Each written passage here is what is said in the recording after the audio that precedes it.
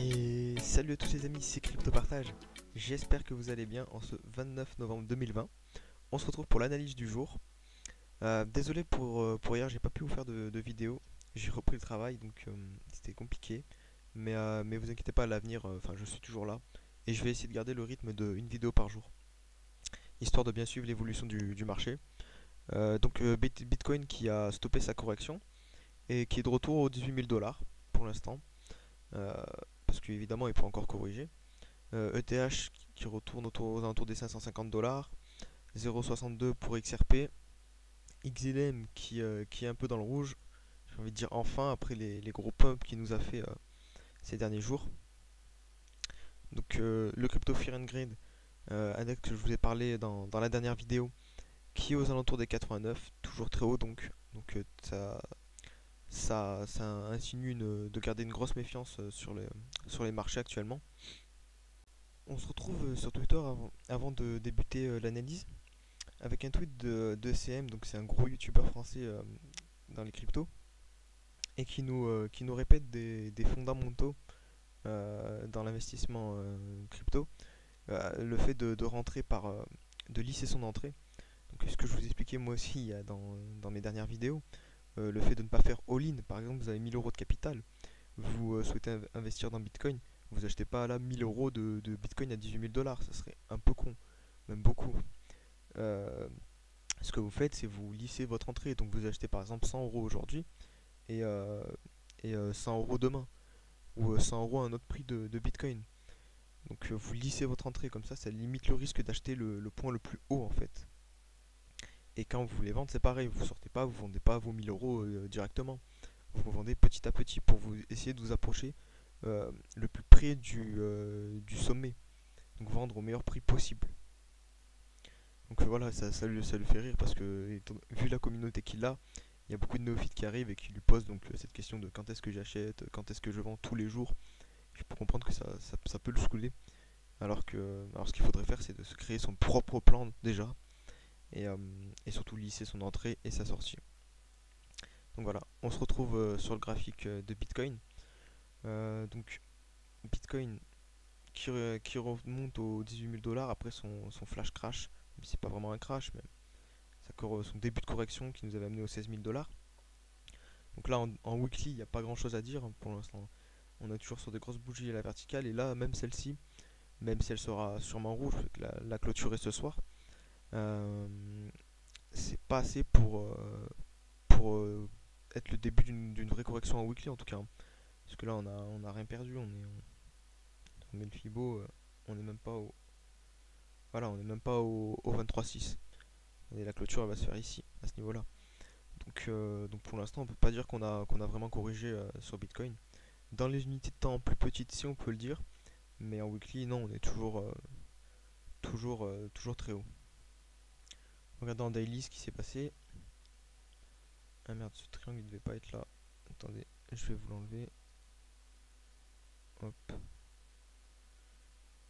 je veux le laisser en horaire.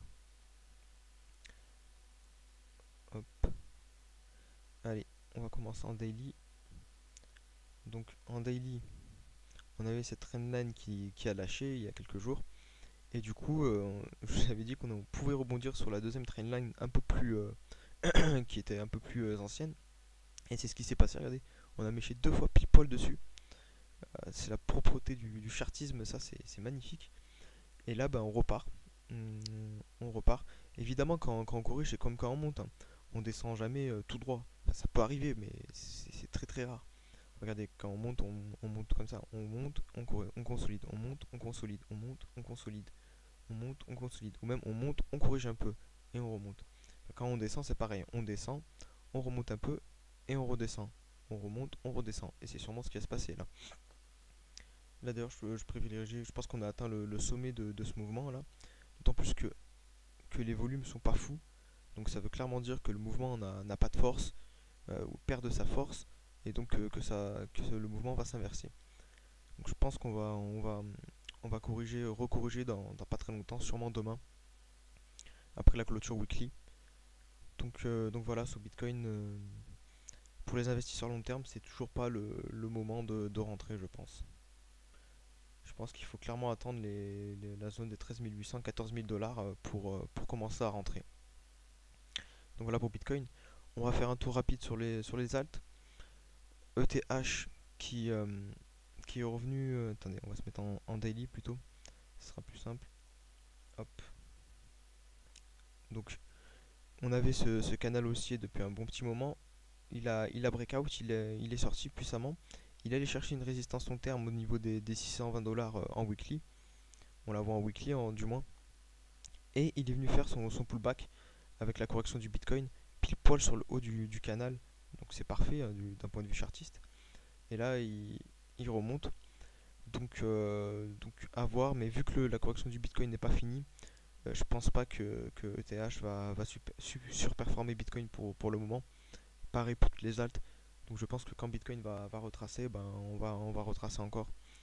Et peut-être réintégrer du moins en daily, ou peut-être qu'en 4 heures, peut-être que ce sera vraiment un crash rapide, les niveaux de ce canal. Donc notamment la résistance des 430 dollars par exemple. Ou plus bas même aux 390 dollars.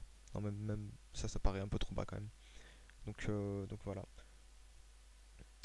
Pour Tezos pareil, il était sorti de son canal descendant lui. Et du coup il est allé chercher l'objectif théorique.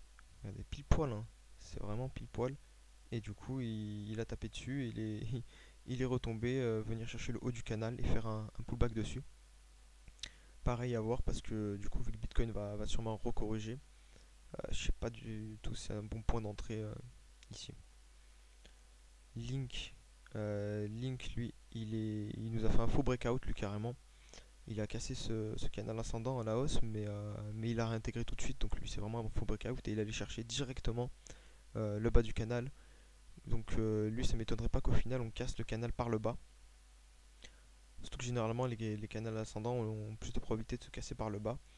Donc Link qui peut descendre beaucoup plus bas, 8 dollars, 8,5$ par exemple. Le gros de crypto.com, en se mettant weekly, très important, ça va être très important de clôturer au-dessus de cette trendline là, parce que sinon ça serait plutôt dégueu, parce que du coup on clôturerait aussi sous l'eau de ce rectangle là. Donc il faut vraiment à tout prix qu'on reste au-dessus de ce rectangle, parce que sinon ça serait vraiment dégueu comme je vous dis. Je sais pas, on pourrait aller chercher des 0,04 dollars. Euh, donc ça serait pas top.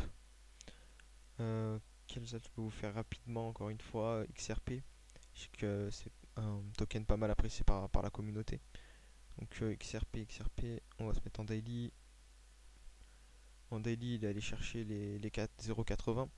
Puis il nous a fait un retracement jusqu'au 0,46. Et là pareil, il fait une espèce de pullback pour retourner au 0,65. En weekly ça donne ça. C'était très important de clôturer au-dessus des 0,50. Et il a de grandes chances d'y arriver en weekly. Donc ça serait pas mal pour la suite du XRP. Une petite dernière, allez, Elrond. C'est un token que j'apprécie beaucoup. Je pense à un gros potentiel de hausse pour l'avenir. Regardez ce que j'avais. Bon, on n'a pas beaucoup d'historique malheureusement. Mais on est dans une espèce d'énorme triangle ascendant. Ça, on en a plus besoin. Hop.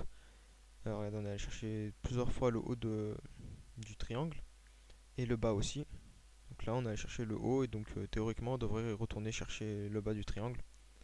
Donc, ce triangle à surveiller, hein, si on le casse à la hausse ou à la baisse. C'est très important. Donc voilà. N'hésitez pas à vous abonner les amis, ça me ferait extrêmement plaisir, à lâcher votre like pour le travail que j'effectue si ça vous plaît. Dites-moi aussi en commentaire si vous voulez que j'analyse un token ou si vous avez apprécié les vidéos ou si j'ai des choses à améliorer. Et on se dit bah, à demain pour une nouvelle vidéo. Allez, ciao ciao.